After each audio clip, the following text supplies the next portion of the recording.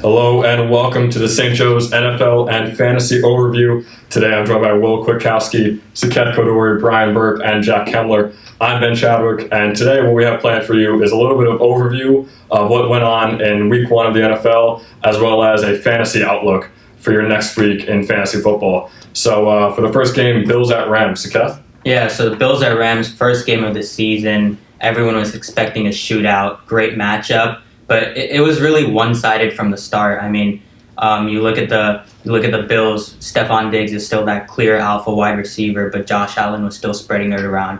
Isaiah McKenzie got a touchdown. And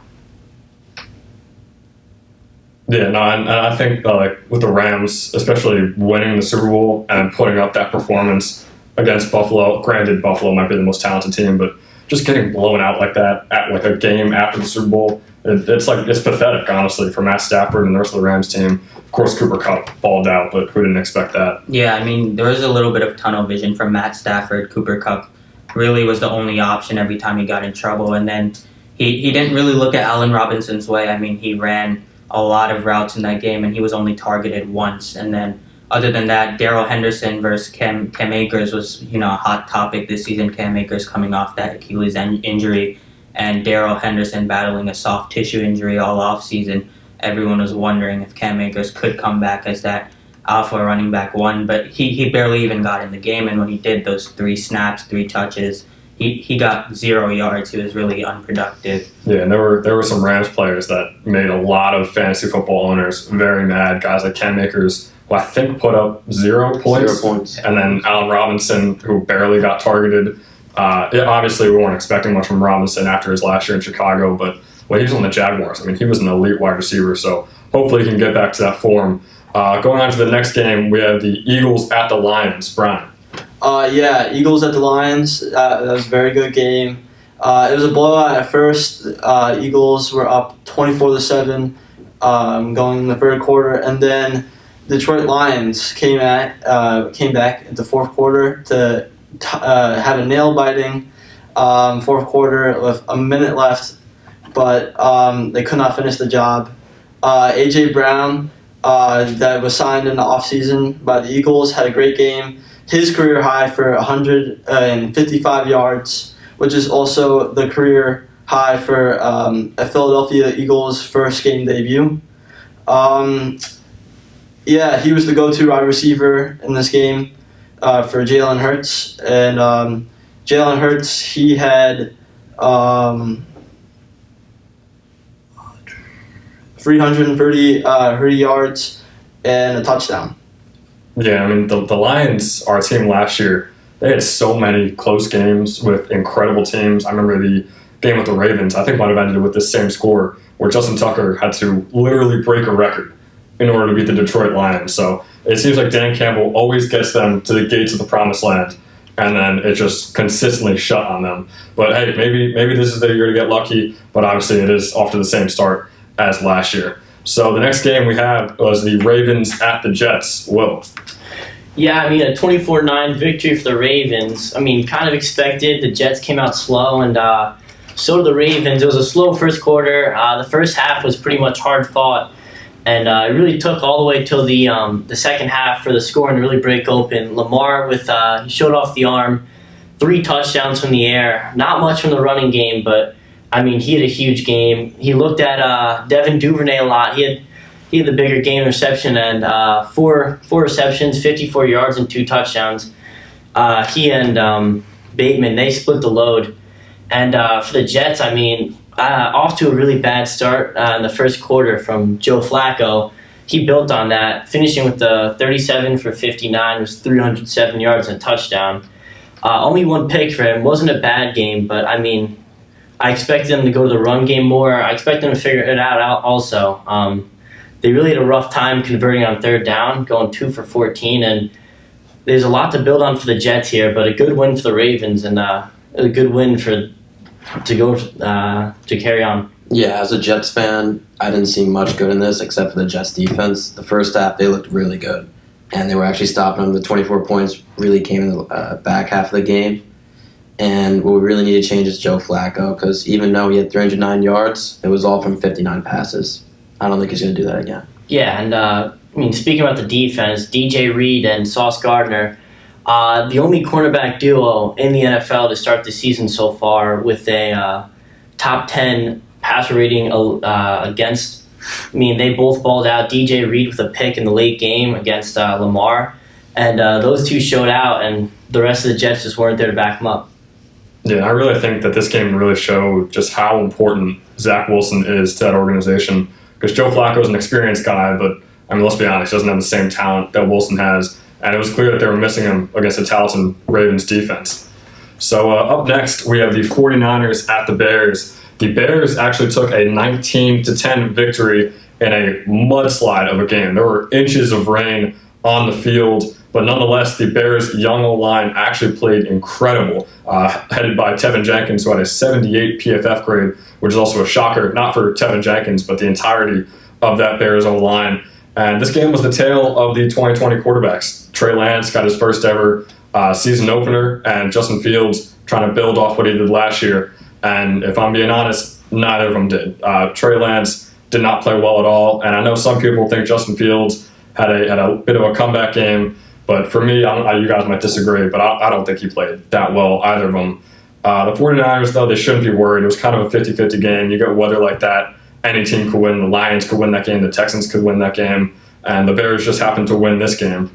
But San Francisco is going to be at home versus Seattle next week. Seattle just came off of a win, but I think San Francisco should be expecting their first win of the season next week.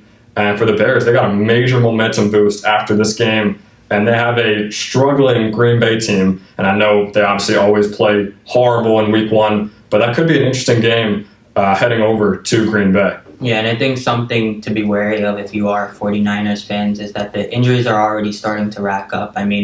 You have George Kittle already out with a groin injury. Those usually tend to re-injure easily, so you got to be really careful with that. And now Elijah Mitchell is out with a MCL sprain, I believe. So now you have Jeff Wilson starting for the injured Elijah Mitchell, and especially in a Kyle Shanahan run-heavy offense, that could go either way, and depth is really important in that 49ers offense. Yeah, it seems like they've almost prepared for this, because I remember a couple of years ago they were just riddled with injuries the entire season. That's what really held them back, and last year as well, they made it to the conference championship with a very average quarterback, I'll say, in Jimmy Garoppolo. So maybe this is the year, maybe Trey Lance takes that step up, but we're just going to have to see for San Francisco. And the next game we have is the Saints at the Falcons. Saketh, you got that covered? Yeah, so Saints-Falcons, a divisional matchup, one that we really weren't expecting to end up the way it did. From the start, the Falcons were dominant in that first half, and they went up 16 points to 0 at the beginning, I believe. Cordero Patterson ran in a touchdown. He did great last year, and people were writing him off this year, but he had a great start. Kyle Pitts had a quiet game, though. He wasn't really too involved, but he had a lot of routes run, so that's something to look into in future matchups. And then Drake London, his first NFL game ever, 74 yards. I don't think you can really ask him for much more. But a big story was Michael Thomas finally being back for the Saints. He was out for the last 2 years, and when he was in before those injuries, he was arguably the best wide receiver in the NFL. But when he was in the red zone in that Falcons game, he was absolutely dominant. He owned A.J. Terrell in the red zone. He had 2 touchdowns. And then another thing that Saints fans were looking at was if Chris Olave would step into that wide receiver 2 role. But Jarvis Landry assumed that position, and he had about 7 receptions, I believe. So, yeah, have anything to add? Yeah, no, I think, what were you going to say? I feel like this game is just a perfect picture of who Jameis Winston is. It's just like a weird game where he just pulls off a great comeback at the end. Just a poor start from the Saints in a game that it feels like they should have just dominated the whole game. It took a great comeback, but it's kind of what Jameis Winston's for. And I think it was a great win for them, but they got to build off that for sure. Yeah, and another thing was how Alvin Kamara was pretty quiet through the game. You saw Taysom Hill being that Swiss Army knife for the team. He was lining up at tight end. He had a rushing touchdown. He was all over there. He had a couple snaps at QB, I believe. So definitely a lot of weapons in the Saints offense that could definitely be used in the future that weren't really utilized in Atlanta. And also the Saints defense was really highly touted coming into this game. I mean, they have Marshawn Lattimore and abundance of great players in the secondary. They were the second highest ranked secondary, I believe. Yeah, they added Tyrann Mathieu. Right, To the secondary. And Marcus May. I mean, that secondary's got time to build. They just added 2 brand new safeties. I mean, they're gonna put together. I think the Saints still down the stretch are gonna be a great team. They just got to start working together as a team. I mean, luckily they pulled off the win, but they're just going to have to build on and keep on getting chemistry and working together. No, I completely agree. I think the talent is there, but once they start gelling together, that's when we can see something dangerous in New Orleans. And before we move on to the next game, guys, I have a question for you. I remember last year, Kyle Pitts, top 5 pick, he was had a lot of potential, and he really didn't show it that much, especially in fantasy. And in this game, he's very quiet once again. Are we starting to get worried about Kyle Pitts, or do you think he's going to grow into that role? I'm not worried for Kyle Pitts. He's a freak athlete, and he can always do that. He can always have a bad game, but he's still flowing. He's got a new QB in Mariota. He's young. I think he'll show up. Yeah, no, I'm not worried at all. Obviously, at tight end, one of the slower developing positions amongst others. He still ran a lot of routes and had a lot of opportunities. Obviously, Mariota at quarterback is not exactly helping. But you see the potential there, and obviously last year in fantasy had a slow year, but still I believe the second best season for a tight end ever as a rookie. So I'm not worried at all, and I think going into the future, you just got to give him some time and not look at it from the fantasy perspective and look at it from more of a NFL football perspective. Definitely. I think the tools are there for him, but it's just once he starts to utilize them in the right way, I think that's when it becomes dangerous and into that Darren Waller, Travis Kelce, George Kittle type of conversation. Next game we have was the Pats at the Dolphins. Dolphins took a 20-7 victory in that game, and the story for Miami was all about the receivers, the offensive line, and the edge rushers. Starting off with the edge rushers, Melvin Ingram had a fumble recovery for a touchdown after being added to the Dolphins over free agency, and they also had Dietrich Weiss, who had a top 5 grade in PFF after last week, and the O-line also played incredible, protecting Tua, as well as the run blocking for Chase Edmonds and Raheem Mostert and other guys in that backfield. And the wide receivers, Jalen Waddle and Tyreek Hill, are looking to be the best duo in the NFL possibly with wide receivers like Mike Evans, Chris Godwin, and some other names up there. So Dolphins could really turn into something. And for me, I think it all just depends on how Tua ends up playing the rest of the season. Yeah, I mean, that duo is... People may not say it's the best, but I have to believe it's the hardest to cover. They're just 2 absolute speedsters. They just get it done in the field, and there's just going to be so many times. There's just going to be long touchdowns because people are going to forget about one of them. I mean, we see this week, Jalen Waddle had a huge touchdown, just blows through the secondary. And, I mean, Tua is going to keep on progressing. He had a few bad passes, but their offense is so loaded. I feel like the Dolphins have a really good team this year. Yeah, and the Dolphins' defense was pretty good this game. Looking at a fantasy perspective, they had 19 points. So, yeah, hopefully the defense and the offense look like that every game, and they could be like a playoff team. Yeah, and another thing to add is that people were really worried as to who would be that wide receiver 1 for the Dolphins, and I think that's still Tyreek Hill. Obviously, both of them are insanely good, but Tyreek Hill is still that guy, and he's just sucking in targets from Tua. So I don't think there's anything to be worried about there. Definitely. And the next game we have is the Steelers at the Bengals, which might have been the best game of the entire week. I don't know about you guys, but for me it was the most enjoyable. The Steelers took a 23-20 victory in the very last minutes of overtime. It was an absurd game. Kickers just didn't seem to even exist with the way they were playing, honestly. For Pittsburgh, it was the story of all last year. The defense won them the game. Mitch Trubisky didn't show out. The wide receivers didn't show out. Najee didn't show out. The defense won them that entire game. Minka had the highest safety grade from PFF. He also had an interception, a very clutch pass breakup, and then a blocked extra point to send the game into overtime. And also TJ Watt had a sack and an interception, but unfortunately he did tear a pec towards the end of the game and will be out for around 6 weeks. And going over to the Bengals, which is an unfortunate thing to do right now, Joe Burrow threw 4 picks, guys. That is very worrisome. Also, I mean, the Bengals D played well against an not impressive Steelers offense. DJ Reader, Logan Wilson are probably my two favorite guys. But that offense, it clearly struggled against a top 5 defense in the Steelers. And they have a tough schedule ahead. But it is going to start off with Dallas, who I know I'm a Cowboy fan, but they look horrendous. So that should be their first win of the year.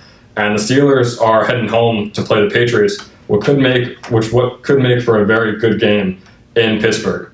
Yeah, and I think something to look at if you're a Bengals fan is that T. Higgins might be out. He suffered with an injury in that game, and he's recovering from a concussion. He might be back, but I don't really see a need of rushing him back into the game, especially playing Cooper Rush and the Cowboys this week. Best thing I saw from the Bengals was Jamar Chase. He left off where he was last year. It's the last play of the game. Bengals need a touchdown. What do? They go to Chase. Easy. The whole stadium knew it, but it happened. Chase and Burrow, it's a great duo, and it's going to help him through the season. Yeah, I mean, the Mitch Trubisky hate off the bat. I mean, he didn't play a terrible game. I mean, Mitch Trubisky coming in as a backup, just throwing the starting role. He played a pretty solid game in the passing. I mean, just the Steelers look like they have a pretty good team. I mean, Najee Harris didn't put up the best performance. I mean, we could expect more. I see a lot coming from the Steelers. If they could put together offensively, they don't got a great offense, but if they could start to piece it together, I mean, their defense, like it's usually been, could probably carry them to places. Yeah, I think we give Mr. Trubisky too much slack, if I'm being honest with you. I like this is a new team, but I mean, let's be honest. The guy's been in the NFL for 6-7 years, and he's still the same guy. Yeah, he has weapons too. Like he has a whole team around him. Just giving him excuses. Money Mitch, it just doesn't make any sense for him because he's not a good quarterback. But it's neither here nor there. We're going to move on to the next game, Colts at Texans, which is arguably the other best game of the week. Will, you got that one? Yeah, should not have been the best game of the week because the Colts should have blown out the Texans, but a 2020 tie, just missed field goals at the end by Rodrigo Blankenship kept the Texans alive. And I mean, the Colts did break their 8-game opening day losing streak with a tie, but not what they were hoping for. A weak Texans team versus a hopefully improved Colts team. They bring in Matt Ryan, who threw a pick in the red zone, which was a big mistake, but he went 32 for 50, 352 yards and a touchdown. And I mean, clearly we're seeing right off the bat, the lack of receivers for the Colts is killing them. Pittman, 9 receptions, 121 yards and touchdown. That duo with Matt Ryan and Pittman's going to be huge this whole season, but between Pittman, Matt Ryan, and Jonathan Taylor, outside of that, there's not much offensive weapons for the Colts, but their defense played all right. They were missing the best linebacker, Darius Leonard, and besides that, the Texans, they played a pretty good game. I mean, they kept in the game the whole time. Davis Mills, he had a good game. 240 passing yards, 2 touchdowns, and an interception. Both two touchdowns were to O.J. Howard, who only in 2 receptions brought in 2 touchdowns. And the rushing game, Dameon Pierce, everybody expected him to be amazing. He was getting drafted a little too high in fantasy, and he split the load with Rex Burkhead, and just not much from him. But a good game for the Texans defense, keeping the Colts only 20 points. Yeah, and calling Darius Leonard the best linebacker. He's playing. He got a completely healthy ankle now. He's been playing off injuries 3 years. That's great. Micah Parsons is also fully healthy everywhere on the body, and he's just a better football player. And he came second in DPOY rankings last year. That was last year. I don't think Mario Davis is better than Darius Leonard, but maybe that's not the case. I'm going to disagree with Saketh on this one. That's a reach. I do think Darius Leonard helps out the defense tremendously. He's the leader of that defense. So no, he definitely is. And I know Saketh was trying to help me against you, but I think you're completely wrong as well. I think Demario Davis is one of the most underrated players in football. I definitely think he's better than Darius Leonard. But yeah, moving on, we have the Browns and Panthers up next. That was a game that was kind of in the spotlight a little bit, a Baker Mayfield revenge game, if we could call it that. He had a rushing touchdown, I believe. Baker Mayfield looked pretty decent. Everyone was expecting DJ Moore to be that guy and Baker Mayfield's favorite target, but Robbie Anderson really looked like he was more of the X receiver for them this week. Christian McCaffrey had a slow start also. I mean, he had a touchdown, but other than that, he was really quiet. So the Browns are really surviving on Kareem Hunt and Cade York in that game. But other than that, they really got to wait till Deshaun Watson comes back. I mean, Jacoby Brissett is not the ideal option for them. And yeah, we'll see how that works out. Amari Cooper was really quiet.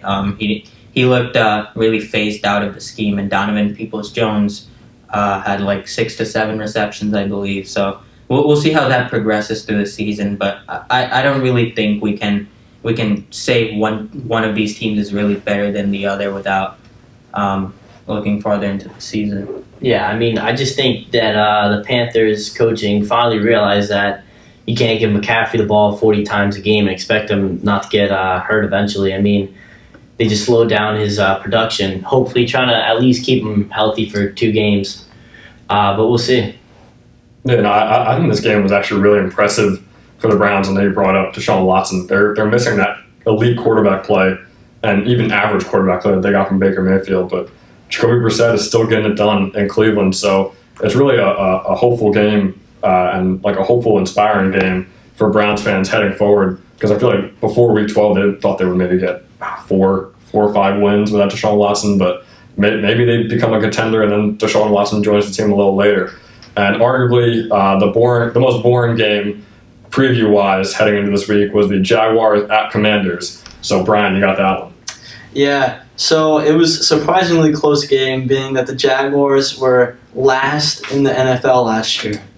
Commanders should have easily won this game, but the Commanders actually had to come back from the Jaguars, the score being 28-22. Carson Wentz was playing very sloppy. He threw 2 interceptions, but he still came up with 313 yards, and luckily made the points and made enough points to win the game. Sorry. No, go ahead. Trevor Lawrence, his second year, he threw an interception with 1:10 to go, and it ruined their chances of making a comeback win in Week 1. So I think it's going to be very scary for the Commanders fans out there, thinking almost losing to the Jaguars, which was a blast in the NFL last year. Yeah, but I think if you're a Commanders fan, you also have to be really excited about the possibilities in that receiving core. I mean, Curtis Samuel is back now. He's been struggling with injuries for a couple of years. He's looked great. He was fast and twitchy, and he had about 10 receptions, I believe. The rookie Jahan Dotson, who people thought was drafted too high, I mean, he looked great. He had a touchdown, and all preseason people have been raving about him. And Terry McLaurin, even, he had a touchdown, slow start in the beginning, but you saw how the ball was spread evenly from Carson Wentz, and there's not really alpha wide receiver, so that's something to look into. And in the Jaguar situation, I think they really gotta force feed Travis Etienne a little bit more. I mean, he's a first round talent, and he had an injury last year, but he's just so good that they have to get him the ball and try to use him in that Christian McCaffrey role and see what the possibilities are. Yeah, and I think that relationship between Lawrence and Etienne is going to grow over time, and also getting rid of a coach like Urban Meyer is going to do wonders for this team. I don't care who they brought in. They got rid of Urban Meyer, which is all that matters. So the Jaguars' future is bright, but for current time, they're still the Jaguars, if we're being honest. Next game we have is the Packers at the Vikings. Vikings won this game 23-7. I brought it up before. Rodgers never plays good Week 1, but this Vikings offense was cooking the entire game. Kirk Cousins, his completion percentage, I think, was 74%, and that's all he needs to do. He doesn't need to make flashy plays because he has the weapons around him that could do all that for him. Also, the run blocking was incredible for Dalvin Cook. Cook played decent, was also great in blocking himself. But moving on to the receivers and the weapons, Justin Jefferson is the best wide receiver in the NFL. And I don't think anyone would disagree with me on that. Yeah, no, it's him and Chase just one. I mean, it's not 1 and 2, but it's him then Chase, and I mean, after that, you could get into the rest, but for sure, Justin Jefferson's just amazing. No, he had a Randy Moss type stat line: 9 catches for 184 yards and 2 touchdowns. Yeah. But what were you gonna say? Like even just building on his talent, the game plan has just been like there for him. I mean, you see the coaching staff using him in the backfield. They have him motioning every play. They have him in the slot. He's lining up as an X receiver. He's just all over the place, and it's a matchup nightmare. You saw the Packers. Jair Alexander couldn't even guard him because he wasn't even on him half the time, even when they lined up man to man. He was motioning to the other side, and there was really just nothing they could do. And I think while the Vikings also have Adam Thielen, they should look to force feed Justin Jefferson. I mean, he's just too good for them to not utilize his potential like that. And I think we're seeing a very similar thing in Los Angeles with the Rams. Cooper Kupp and Justin Jefferson are very comparable between the two. They even said they're going to use Justin Jefferson in a Cooper Kupp type role this year. And Allen Robinson and Adam Thielen are kind of like the forgotten guys who were once wide receiver ones and top 10 receiver or top 15 receivers in the league. So hopefully they can get them both involved. But honestly, just sticking with that wide receiver one and Justin Jefferson is more than enough for the Vikings. Moving on to the Packers, the running backs played well. And that was about it. The running backs played well for the Packers, and that's pretty much the only football player that played well. It was Aaron Jones and A.J. Dillon. They both had great games, but the defense was horrific. With the talent they have on that defense, the way they performed on Sunday was just unacceptable. Rodgers, like I said, he always underperforms in week one, so I'm sure he's going to have an MVP type week next week. But still, you got to focus on what he did last week, which was pathetic for a two-time MVP or two-time reigning MVP. Green Bay is going to move on Sunday Night Football against Chicago, so that could be a very winnable game for them, or it should be a very winnable game. But Chicago's got some momentum, like I mentioned before, so it'll be interesting to watch. Yeah. Moving on. Oh, sorry, what were you going to say? I mean, just the one question I have with Green Bay is they have Aaron Jones, who averages 9.4 yards per carry, and they're not feeding him. They went to their other guy, A.J. Dillon. I mean, he put up a huge game, but I would like to see Green Bay try to work Aaron Jones maybe into more like a passing back, like something. But he got no love the whole game, and fantasy owners of him got to be pretty upset. Right, yeah, and especially, like, there's a lot of questions in that receiving core. Obviously, when a guy like Devontae Adams leaves, there's so many targets and such a huge hole to fill, and there were questions all year.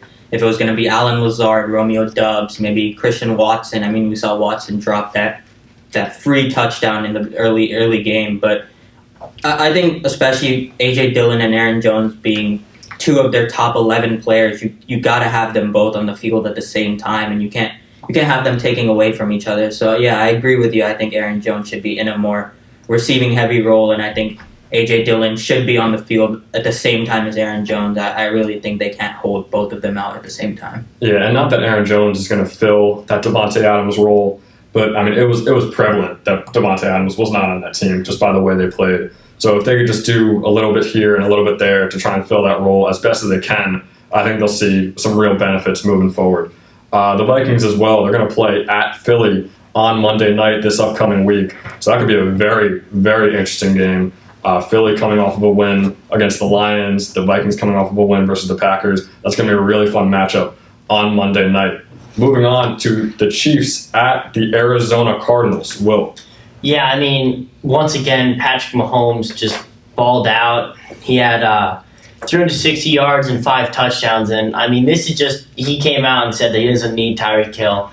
The entire offseason, everybody was talking about, does he need Tyreek? Is he going to put it together? I mean, he still has Kelsey, and Kelsey just a huge game from him. He put up 121 yards and touchdown, and another big spotlight for them was CEH. He had 3 receptions and 2 touchdowns out of the backfield. A lot of people were saying that with the split backfield, he wasn't going to get a lot, and I mean, a huge game from him. Cardinals on the other side, just slow start. Right away, they went down 20-7, and I mean, it just, Kyler Murray couldn't figure it out. They're missing Hopkins, they're missing Rondale Moore. Their defense was suffering with injuries. J.J. Watt was out, and I mean, this was just Patrick Mahomes' game, and he just completely took it over. Yeah, and I think, like you said, people were really worried how this offense would change without Tyreek Hill. But a surprising thing was still how vertical this offense was. I mean, Mecole Hardman, Marquez Valdes-Scantling, even Travis Kelce, they all got down more trying to fill that Tyreek role. I mean, when you have a QB like Patrick Mahomes and as big of an arm as he does, when a guy like Tyreek Hill leaves, they need to make sure to fill that role because that's his strength. His strength is making huge plays down the field. So yeah, it was really refreshing to see if you're a Chiefs fan, and I think you got to still be excited for this team. Yeah, and in my opinion, with all those missing targets with Tyreek gone, I know they get Juju, but he's not going to fill all those targets. So I think Travis Kelce could really have an Offensive Player of the Year type season this year with all those targets that he's going to end up getting afterwards, but we're just going to have to wait and see. Heading on to the next game, we had the Giants at the Titans. Saketh. Yeah, just to watch if you're a Giants fan, and really something you'd be kicking yourself over if you're a Titans fan. I mean, the Giants, how good is it to see Saquon back? I mean, it's been really 2 years since we've seen him at his fullest. We saw him with the ACL injury in 2020, and then obviously that freak injury in 2021 with the ankle. But he's really that guy in the offense this year, and Brian Dable made sure to incorporate him into this team. I mean, you see how he's being used. He's being used as that receiving back role that we see in Alvin Kamara or maybe Aaron Jones. So it's really exciting. And even that offensive line, they were really helping him out. I mean, Andrew Thomas, I believe he was ranked number 3 in PFF, and he was just amazing. And I think as a Giants fan, you got to be really excited, but you have to be really worried at the same time, seeing how close that game was. I mean, they were a made field goal away from losing the game. Oh, yeah. No, yeah. I think, like you were saying with Saquon, I mean, he hasn't had a game this good since he was back at Penn State playing against USC in the Rose Bowl. Like, this was a complete different Saquon than we've seen in the NFL. This is the prospect Saquon that everyone expected coming into the Giants, and now maybe he's coming into that role. Hopefully, no injuries prevent that. But no, I think this Giants team is really something special in an NFC East that is up for grabs at this point, honestly. Right. I have to disagree. I think the Giants are horrible. In Tennessee, they lost A.J. Brown, so they're trying to figure it out, the offense. And Giants, they had a fluke game. Deion Jones is a horrible QB. I do think Barkley is good, but the wide receiver core is not good. If they don't use Tony, I think they should use Tony. Sterling Shepard's not going to do that every game. I think the Giants are going to come last in NFC East. Yeah, Tony was severely underutilized in that game. He only played 7 snaps, and he had 2 touches. And even in those 2 touches, I mean, he is just a freak of an athlete. And like I was saying, in those 2 touches, one he popped up for 20 yards, and one he turned a play that was going back almost 10 yards into a gain. So Tony is just one of those guys they have to utilize more. Maybe it was a practice issue or a game plan issue. But I think if you're Brian Dable, you can't let a player just sit like that on the sidelines of his caliber. And from the Titans' perspective, all of their pieces are back that they were expecting. Robert Woods is back. They weren't really expecting him to come back week 1. Derrick Henry is back. So I don't see this offense improving too much other than Brian Burke. So if you're a Titans fan, you gotta be really worried after that finish last year as number 1 in the AFC. I really don't think that's replicable this year. And I think that those snap counts for Derrick Henry might finally be getting to him. I mean, he has been they've just pounded the rock with him his entire career, and he's taken so many hits that now, I know he's a big guy, but you can't just live like that forever in the NFL. I think that might be catching up to him, and this entire offense revolves around him. So maybe we see the downfall of the Titans if they ever even were up on a pedestal, but obviously they're going to take a big drop, in my opinion, this year. Yeah, and Derrick Henry is the guy who's usually dishing out those huge hits and those stiff arms. Exactly. And this week it was Tate Crowder laying him out. So obviously it looks like Derrick Henry is on the decline a little bit, but we can't overreact too much from week 1, especially with a guy like Derrick Henry. I mean, I don't really think that saying Derrick Henry's on the decline is an overreaction at this point. I mean, losing A.J. Brown was probably one of the biggest losses outside of Devontae Adams this whole offseason. It's hard to say that Derrick Henry was not much without A.J. Brown, but their scheme with the play action they ran, just running those short routes sometimes with A.J. Brown, I mean, they lose all of that, and they were able to pull off those runs. They were able to set the edge because you had to always be watching A.J. Brown, and without that, I mean, it's just Derrick Henry's just a big guy, but he can't do it all by himself. There's more athletic backs. He simply just had been winning off of how many times they ran the ball. I mean, Tennessee's offensive line is just completely falling apart. I just see a terrible year from Derrick Henry. I couldn't agree more. I think A.J. Brown was criminally underrated during his time in Tennessee. And I haven't even thought about it, but like the scheme that they have with the play action and with Derrick Henry and A.J. Brown was pivotal to that offense. And now with A.J. Brown gone, they're going to rely on Derrick Henry more. And like we said, Derrick Henry has taken a decline. So obviously it's not going to bode well for the Titans. Yeah, and A.J. Brown, we all know he's a top 5 receiver in the NFL when healthy. I mean, he always consumes at least a 25% target share, and that's in competition with guys like Devontae Adams, Stephon Diggs. So I really don't think there was as big of a loss as A.J. Brown, and I think if you're a Titans fan, you got to really hope that Treylon Burks grows into that role. He's going to have to if they want to remain at the success they've had in the past couple of years. So going into our last 4 o'clock game, Brian, you got the Raiders at the Chargers. Yeah, so both sides of the ball played very well for the Chargers, and they actually got the dub against the Raiders, 24-19. Justin Herbert went 26 for 34 for 279 yards, even without Keenan Allen, who suffered an injury.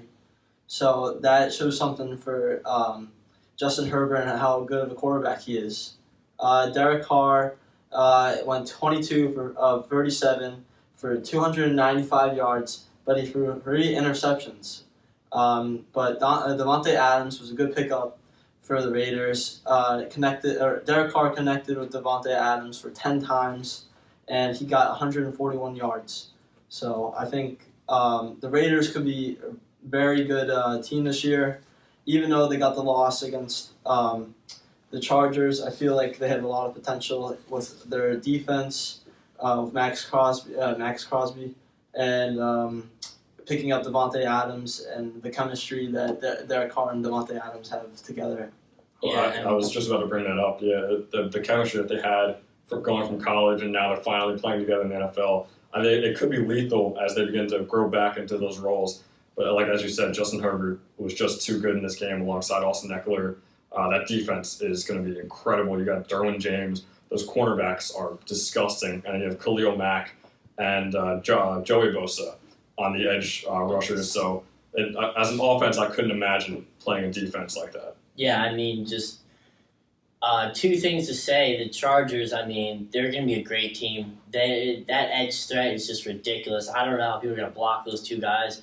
And on the other side of the ball, I mean, the Raiders, yeah, they played a great game, but I don't really like them for the rest of the season. They're just the lack of the offensive production with just Davante Adams. I mean, they got a bunch of great guys, but the scheme just didn't fit them at all. I mean, they completely faded out Hunter Renfrow.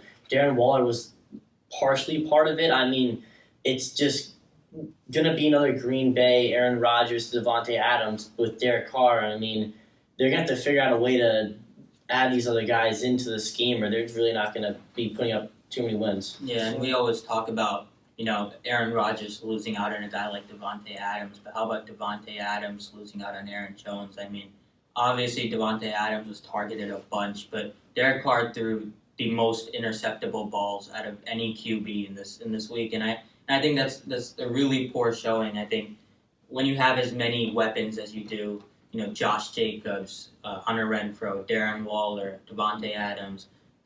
You really can't throw that many interceptions. I understand the Chargers are a great team, but when you have that many weapons, you really can't throw that many interceptions. Someone has to be open with guys like that. But yeah, if you're a Raiders fan, I mean, obviously you should be excited going into the season, but I'm personally not that high on Derek Carr. In my opinion, I think this Raiders team could be a top 3 defense if we just see Carr spread the ball more. He was only really passing Davante Adams. If he spreads the ball to Waller and Renfrow and gets some runs to Jacobs, their offense is a sky limit. So you're saying a top 3 offense then? If he spreads the ball. Yeah. Okay. All right. That's fair. Yeah, and with Derek Carr, I mean, Derek Carr and Matt Stafford, I feel, played the same game. They forced a football to their number 1 guys way too much, and that caught up to them. I mean, they both threw 3 interceptions, and they both only threw to 1 guy. I mean, if you force a football in the NFL, it's just you're going to get picked off. I mean, great quarterbacks learn how to spread the ball no matter who your wide receivers are. I mean, as he said, the top 3 offense potential with all these amazing players, but they just haven't. They got to work the scheme out. Yeah, and everybody knows that Chargers are one of the top offenses in the league. But what do we think about a guy like Austin Eckler starting to lose out on volume and giving up some of that workload to younger guys like Spiller and such? And on top of that, Keenan Allen is now out, so we have Mike Williams trying to step into that role. So obviously I'm still high on this offense, but you got to be a little bit wary of the usage problems there with older guys like Keenan Allen and Austin Eckler. No, definitely. And Will, like you were saying, like you can't force the football in the NFL, and it's not like Derek Carr has to. I mean, that Raiders receiving core, you got Darren Waller, you have a top 3 wide receiver in the NFL with Devontae Adams, and one of the best wide receiver 2s in Hunter Renfrow. So there's really no excuse to be forcing the ball. Like, this isn't the Chicago receiving core. Like, this is an elite receiving core for Derek Carr. So it's unacceptable, and hopefully he's able to work with them a little bit more and realize the weapons he has as the season progresses. Coming on to the Sunday Night Football game, unfortunately, I was the one that had to cover it. It was the Bucs at the Cowboys. The Bucs took a 19-3 win in Dallas. I'll talk about the Bucs first before I get into my Cowboys. Mike Evans played incredible. He's the clear wide receiver 1 now. We're also seeing possibly, I don't want to call it prime Julio, but a much improved Julio Jones in this Tampa Bay offense. He was a stat that I found that was absurd. He was the fastest recorded player at the Bucs training camp over the offseason. And he's, 32, 33 years old with all those young guys there. So that was just absurd to me. Leonard Fournette could be coming into his prospect role, like we were saying with Saquon Barkley. He's really looking like he's back at LSU, running over SEC defenses. So Brady has weapons. This is likely his last year, and the Bucs are setting him up very, very well for the season. And then going into the Cowboys, the Bucs D did not play incredibly well. The Cowboys offense just played horrifically. I know Dak Prescott got hurt, but I think he had the worst quarterback performance this week out of all 32 starting quarterbacks. For sure. Even before injury. Obviously, he didn't play after he got hurt, but he was atrocious while he was on the field. CeeDee Lamb got shut down by the Bucs. I understand there's no other weapons on that team, but Mike McCarthy, the head coach of the Cowboys, you got to find something that works over there in Dallas. The O-line is going to be an issue all season. They added Jason Peters. He wasn't in the game last game. Tyron Smith is out. Hopefully Peters can fill that role a little bit. And actually, the Dallas defense is something that I can be a little bit proud about. I think they played great, especially the front 7. Guys like DeMarcus Lawrence, Leighton Vander Esch, and especially Michael Parsons, who, in my opinion, is that DPOY favorite right now. I'm sure some of you guys would disagree, but that could just be my bias coming out. But next week, Dallas plays a very motivated Bengals team, which I think is an automatic loss for the Cowboys. And it'll be a real test for Cooper Rush. And the Bucs are going to play the New Orleans Saints, which I think they just steamroll through that team the same way they did the Cowboys. I don't know about that. No. Let's be honest. Tom Brady has never performed well against the Saints. I think that's a terrible take. I think this Tampa team they have a clear shot to the Super Bowl. I mean, with this receiving core, Leonard Fournette, it's just their defense is great. Tom Brady could really turn any wide receiver into, just amazing wide receiver. You just gotta hope that none of their wide receivers are running off the fields here. Yeah, and back to the Cowboys defense for a second. A lot of people were looking at Trayvon Diggs, hoping he would have another season just like that, and no, he looked bad. Even during training camp, he was just getting burned by third stringers, people who didn't even make the roster. So I don't know about you guys, but I have no hopes for Trayvon Diggs. I think he's a horrible player. I appreciate you bringing that up. I know I'm a Cowboys fan. There's many out there who are also Cowboys fans that think Trayvon Diggs, top 5 corner, just look at the interceptions. I think he sucks. I think Trayvon Diggs is awful at cornerback in the NFL. He allowed the most yards ever by a cornerback last year. Something like it's like 1,100 yards, 11 picks. Great job, but you're just getting burned day in and day out. So I think he's a nuisance to this defense. Honestly, I think he helps the offense of the other team more than he helps the Cowboys defense. But that could just be me. We're going to move into our last game of the Week 1 review. Broncos at the Seahawks. Will? Just real quick, if you're a Denver fan, probably close your ears. Just a horrific loss. 17-16 to a not strong Seahawks team. Geno Smith won a hard-fought QB1 battle in the offseason, and he showed to be the man. I mean, a great game from him, just avoiding pressure, finding guys open. I mean, just a really good game, but, I mean, it really wasn't him who won the game from. The Broncos kind of handed to them. The mistakes, the penalties, just 12 penalties for 107 yards, so countless mistakes, fumbles in the red zone, just embarrassing coaching decisions. I mean, it was just like it looked like someone was like playing Madden with this team. It was like just an upsetting loss. I mean, you would hope that you could build on it as a Broncos fan, but it was just bad. And everything Russell Wilson had to deal with the noise. He was with Seattle for 7+ years, and he's dealt with the noise probably 100+ games, and there's no excuse for that. There's no excuse for anything the Broncos put up. I mean, they're expected to be a 10+ win team, and to blow it early on to Denver. I mean, just the last decision. You pay your quarterback so much money. I mean, you make him your franchise quarterback, and on 4th and 5, you run the clock out and go to Brandon McManus, who's been in the league for so long. He's aging, and to kick a 64-yard field goal to win it, and instead of turning to your guy, it's just ridiculous, and I didn't really understand. But I mean, on the other side of the ball, Seahawks defense played super well. They're just underrated guys. They're just a ton of huge players that are amazing. I mean, they lost Bobby Wagner. You couldn't even tell they did. They played ridiculously well. Yeah, I totally agree with Will that my biggest criticism was the last minute. You have a minute left, you have 3 timeouts, or 4th and 5, and you pay Russell Wilson, one of the best QBs in the league, $250 million. And the 63-yard field goal was the biggest record for like 30 years until Justin Tucker beat it. And so 64 yards, it's not going to happen. With McManus, he's kind of older now. He's not Justin Tucker. And you just put him on and he misses it. Yeah, and I'm not, a Seahawks fan or a Broncos fan. Definitely not a Broncos fan. But I think it was just comedic to watch. I mean, all those memes and all those Broncos country, let's ride, all the hopes going into the season. How do you let a guy like Geno Smith just come in and steamroll you like that? I mean, the score was closer than what the game looked like. Geno Smith played, he played good considering how he was in New York. But other than that, I think if you're Russell Wilson, you gotta look down the field a little more. I mean, he looked like he was looking right at the tight ends in the 5 to 10 yard range, and Cortland Sutton and Jerry Jeudy are probably one of the stronger duos in the league as a receiving core, and I think they were open a lot, and Russ has to do what he was paid for and look down the field more. Yeah, I mean, just the running back situation for Denver shouldn't be a problem. I mean, just going to Melvin Gordon so much was just unreasonable. Javonte Williams is clearly the better back. He averaged more yards. He just fights for yards.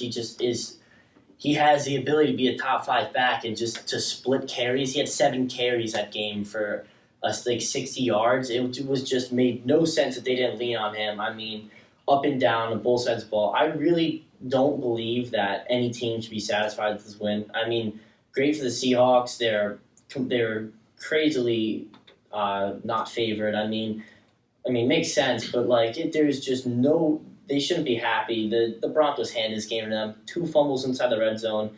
There were so many times where they got stops and penalties just pushed them down the field. I mean, Geno Smith played well, 23 for 28, but there was nothing they did that really was amazing. Just a poor game for Denver. Yeah, and just to add on to your point about Javonte Williams, I mean, besides those 7 carries, a lot of his touches were unintentional. There were dump offs from Russell Wilson and stuff like that. So I think they got to work him into the scheme more. I mean, he's definitely, maybe arguably the best back in the NFL after contact. And I think, it's just a crime to let a guy like that split touches with the aging Melvin Gordon. Yeah, I mean, he would be the best back after touches if Jonathan Taylor was in the league. Yeah, that's fair. That is fair. But something that Jack was saying, that with that minute game strategy at the end, I don't know if you were watching the Monday Night Football with Peyton Manning and Eli Manning. But I found it hilarious that Peyton Manning wanted to help his Broncos call a timeout 64 times. Yeah. He did it 64 times. No one on the Broncos did it once. And, that's probably just what lost him the game, guys. He did it 64 times in honor for how far the field goal was. Yeah, I didn't even think about that. It was just a ridiculous call. I mean, if Denver does this the whole season, they did not win a game. Their coaching was so poor. Like, you could probably bring in the Jacksonville coach from last year, and he'll do a better job. I mean, it was just embarrassing what they did. Yeah, I think Urban Meyer definitely puts up a fight with whoever they got. Yeah, for plays. I don't know. I didn't even know who he was. Had to go to Safari to find out who it was. I think that's going to do it for our NFL overview, guys. And next up, we're going to have the fantasy outlook right after this. All right, guys, welcome to the fantasy outlook portion of today's episode. Still joined by Saketh, Jack, and Will. And guys, to start this off, give me some start and sits, guys, for week 2. Yeah, I got you guys 3 starts this week. The biggest one is Aaron Rodgers versus the Bears. Not a great week 1, but he's always done that. He's never had a great week 1. And it's the Bears. He has 109.2 passing rating versus the Bears in his career. He's going to kill them. Don't overreact in the first week. Start him no matter what. And I have Allen Robinson versus the Falcons. He did not have a great week 1 on the stat line, but he had great routes. Stafford did not see him. He was open a lot. I think that will change with a horrible Atlanta secondary who is probably going to double Cup, and Stafford will find him. And I have Michael Carter versus the Browns, who had a pretty good week 1, and it showed that Breece Hall is not going to get that starting job yet, and it's going to be Michael Carter for a couple of weeks. And 59 passes from the Jets in the first game. I think that's going to change. More runs. Michael Carter versus Browns, who have the worst run defense. I think they're going to kill. And Mike Carter's going to have a great game.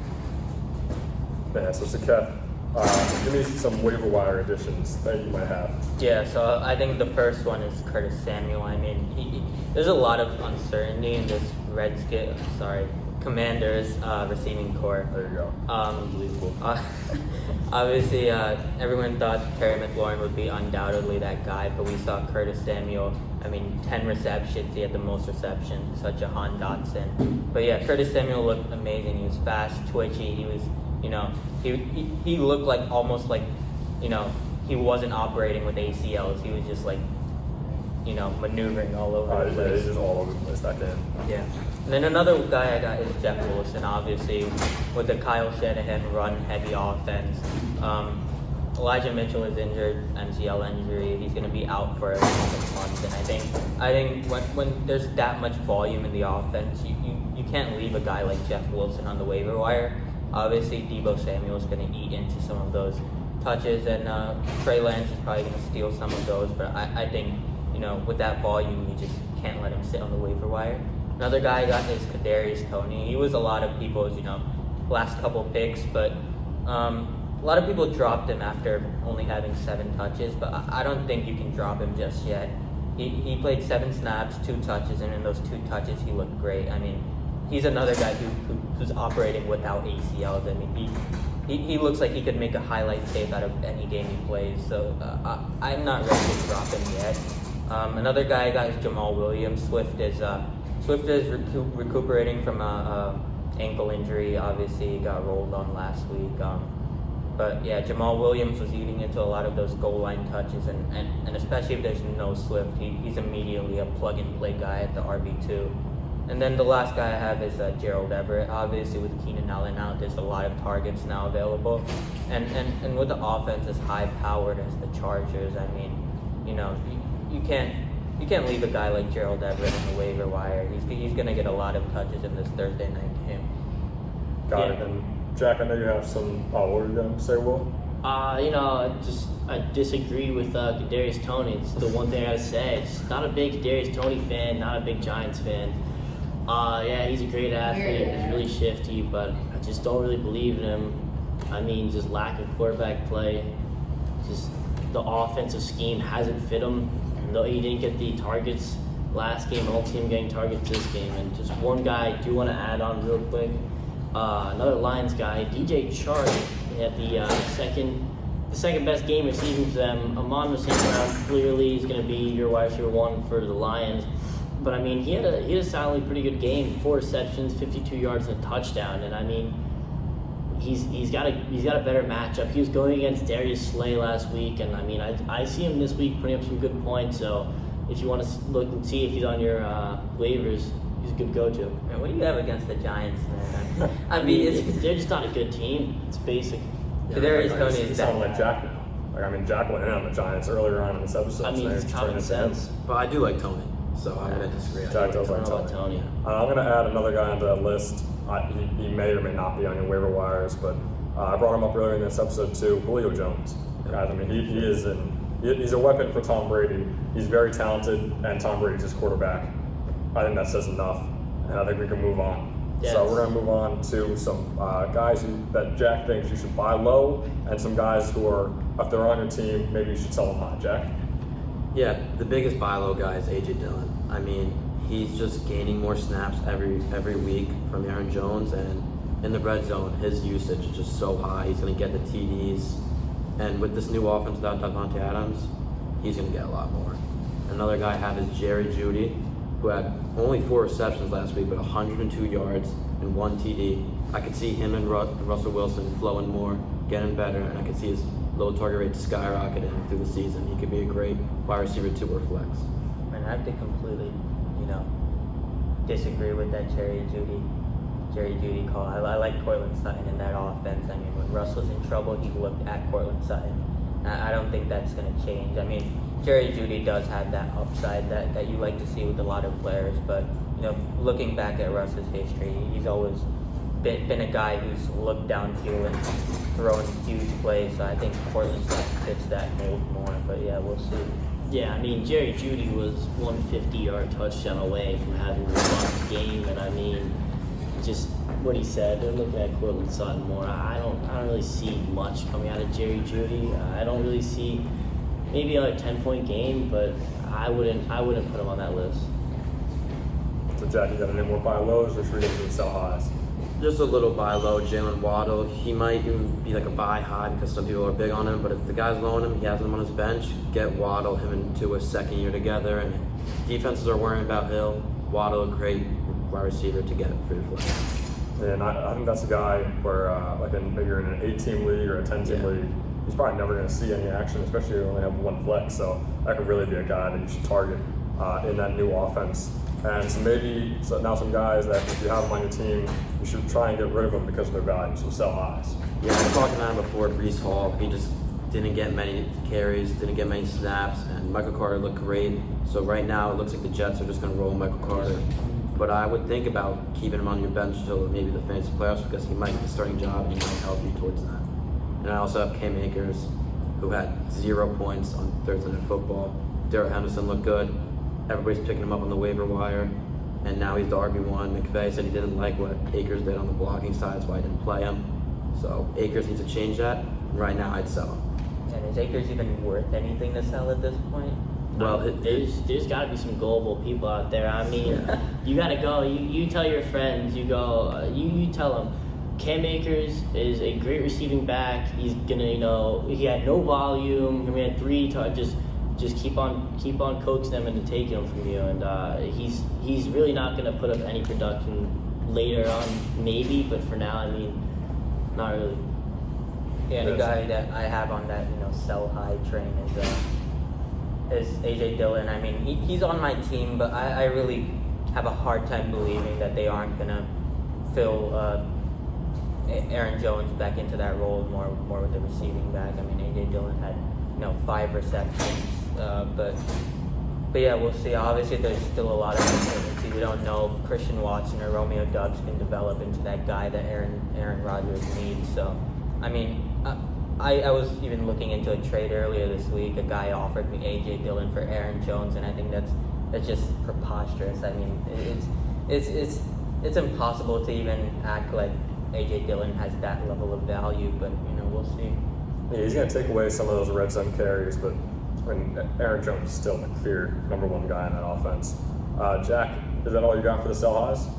Yeah, I have one more guy who they might disagree with is Tyler Lockett.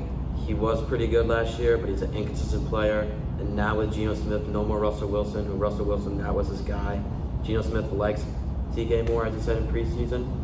And I just think his target rates are just going to drop down. He's not going to be good. but you could probably sell him for pretty high right now. I mean, yeah, like personally, just one thing to say: if Tyler Lockett's on your team, that's on you. He's just not a good wide receiver anymore. He's old, and his quarterback is not that good. Yeah, I think he doesn't look down the field enough. Lockett's more of a deep threat, and I think his skill set fits DK more with those short run after catch type of plays. Ben, you have anything else? I think that's going to do it today for us guys. So for the St. Joe's NFL and Fantasy Overview, Will Kwiatkowski, Jack Kemler, Saketh Koduri, I'm Ben Chadwick. Brian Burke was with us earlier. Thanks for watching, guys.